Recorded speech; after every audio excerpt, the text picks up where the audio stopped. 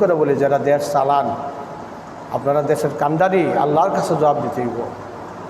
Major general Ziaur রহমানের মতন নেতা বাংলাদেশে আর আইত না। বেগম জিয়ার মতন এমন একটা মা আর পৃথিবীতে বাংলাদেশ আর জন্মাইত না।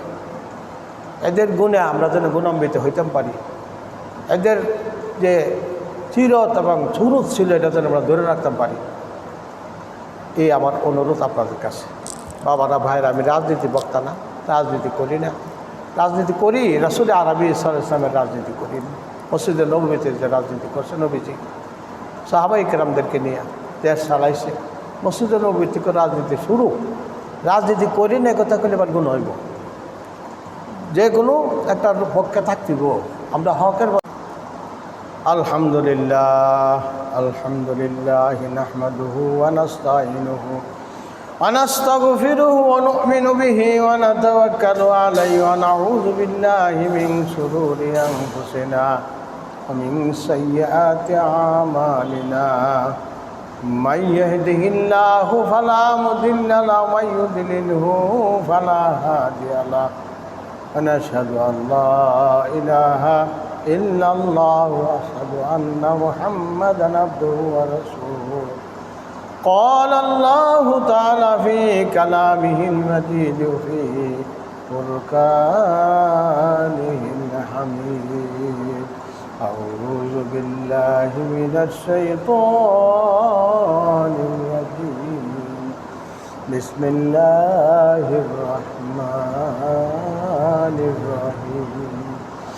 يا أيها الذين آمنوا إذا نودي للصلاة من يوم الجمعة فاسعوا إلى ذكر الله وذروا البيع ذلكم خير لكم لعلكم تتقون.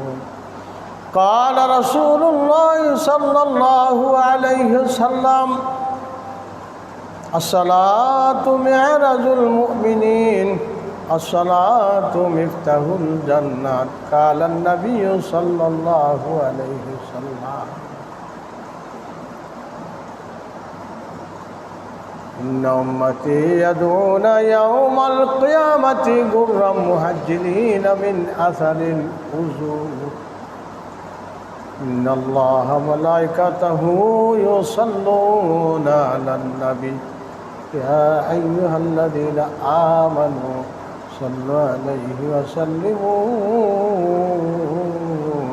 تسليما.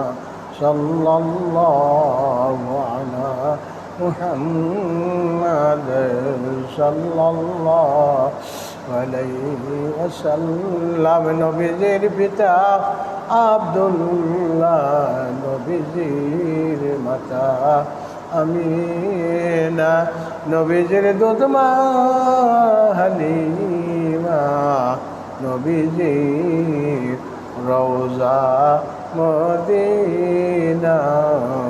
সাল্লাল্লাহু আলা মুহাম্মদ আল্লাহুম্মা সাল্লি ওয়া সাল্লিম ওয়া বারিক আলাইহি। সম্মানিত উপস্থিত মুসল্লিয়ানে কেরাম, মুসলমান আমার বাবারা, ভাই ও বোনেরা, আল্লাহর দরবারে শুকরিয়া আদায় করি যে আল্লাহ পাক রব্বুল আলামিন সফরের সন্ধ্যের কিছু সময় আল্লাহর ঘর মসজিদে জিকিরের মাহফিলে বসার সুযোগ করে দিয়েছেন। আমরা বলি আলহামদুলিল্লাহ। এই সফরের স্থান সম্পর্কে নবীজি বলেছেন, সফরের সন্ধে 3000 বেদি পৃথিবীতে অবতীর্ণ হয়। এই সফরের সন্ধে রাইতে বিয়ালে একটু চিন্তা করে হুঁশিয়ার করে চলাফেরা করবা, কারণ এই সফরের সন্ধে শেষ বুধবার আমার রাসূল আকরাম সাল্লাল্লাহু আলাইহি ওয়াসাল্লাম ওই যে ইহুদি বিধি জাদু করছিল, এই আসরটা দেখা দিয়েছিল, আল্লাহ মুক্ত করছিল।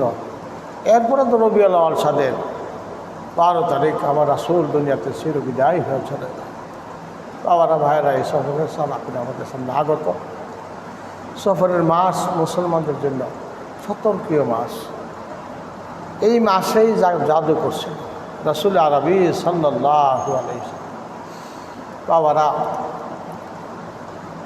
এই জাদুর তাসিরটা নবীজির উপরে পড়েছে বলে আল্লাহ পাক সূরা নাস এবং ফালাক 11টা আয়াত বিশিষ্ট 2টা সূরা আল্লাহ পাক রাসূলের উপরে অবতীর্ণ করে পাঠাই দিলেন দুনিয়ার মুসলমান, তোমরা জানা রাখো জাদু মানুষ করতে পারে, তবে কিতাব আসছে জাদুঘর বেহেশতে যাবে না, জাদুঘরের দোয়া কবুলিত।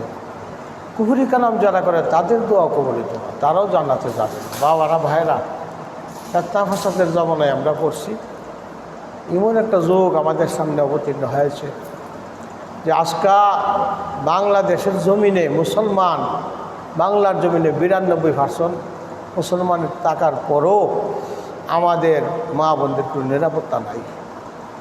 হিন্দু সম্প্রদায় ইস্কন নাম দেয়া বিভিন্নভাবে আমাদের উপরে, আমাদের মা বোনদের ইজ্জত হরণ করে নিতেছে।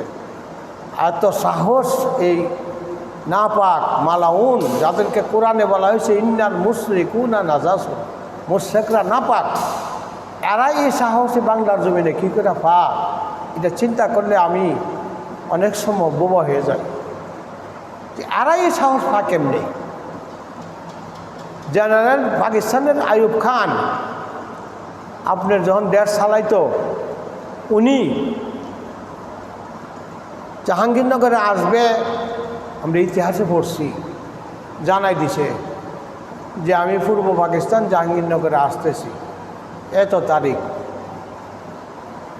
এই 1.5 জন পাকিস্তান ছিল তখন। আইয়ুব খান আসবে, মুনাইন হারে জিজ্ঞাসা করছে, উনি ছিল গভর্নর, টাকার স্বাক্ষর ছিল। এই পূর্ব পাকিস্তানের মুসলমানদের অবস্থা কিতা? খুব বালা, খুব বালা। উনার এই কথাটা আইয়ুব খানের, জেনারেল আইয়ুব খান মুসলমানদের নেতা, ওনার এই কথাটা বিশ্বাস হয়েছে না। উনি নিগুমে ওই তারিখেই জাহাঙ্গীরনগর আইব কইছে, পরে এই পূর্ব পাকিস্তানের সমস্ত নেতারা ঢাকায় গিয়ে জমছে। ঢাকার নাম ছিল জাহাঙ্গীরনগর।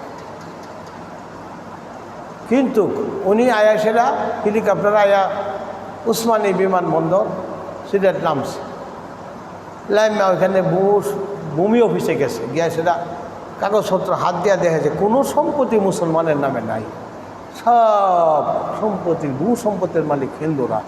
ওইখান থেকে উনি কুমিল্লা গেছে, কুমিল্লা থেকে সেটাগান, সেটাগান থেকে যশোর, যশোর থেকে রাজশাহী, এইভাবে 6টা শহরে গেছে। গিয়া সেরা ঢাকা না গিয়েই উনি আবার পাকিস্তান চলে গেছে। বিরাট ইতিহাস, সকলটা কইতাম না, শুধু কই আপনাদের কাছে জানি রাখুন, কামো লাগবো। মানুষ তো চিরদিনের জন্য আসে না, ইতিহাস কিন্তু চিরদিন থাকবো। জেনারেল আইয়ুব খান সন্ধ্যা 7টার সময় জাতির উদ্দেশ্যে ভাষণ দিছে। আমরা গ্রামের আব্দুল বাসির কাহা, আমার চাচা, ওনার বাড়িতে একটা রেডিও ছিল, এই দেশের মানুষ এখানকার যন্ত্র, টোল টেবিল হয় আইয়ুব খানের ভাষণ শোনার জন্য। আমরা এই সময় শুধু আব্বা যে গেছে, আমি দেখছি হারিকে লয়ে গেছে, কই যান আব্বা? খবরটা হইন না, আইয়ুবে করলে খবর দিব আজকে। বা যান, আমরা ইতিহাসে পাইছি উনি এই ভাষণে কইল পূর্ব পাকিস্তান হিন্দুর সম্পত্তির কোনো কাওলা নাই, সাথে সাথে হিন্দুরা শরণার্থী হয়ে গেছে। শরণার্থী হইয়া এক ফুরা দানের বিনিময়ে, 100 টাকার বিনিময়ে এইভাবে বাড়িঘর বিক্রি করিয়া ভারতে উঠে গেছে।